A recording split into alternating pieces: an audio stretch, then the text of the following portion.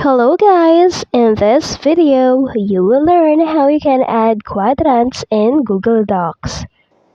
To start, open any document that you want. And then after that, you can see at the top this option, Insert. Just tap on Insert. Then right here on Insert, just tap on Table. And then choose for Table. Now we need to adjust the table so that we can have 4 quadrants.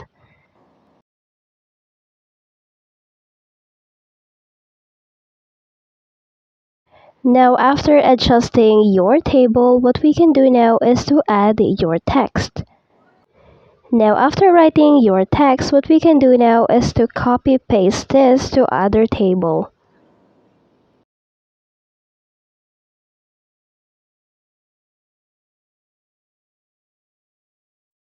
After that, what we can do now is to tap on the border.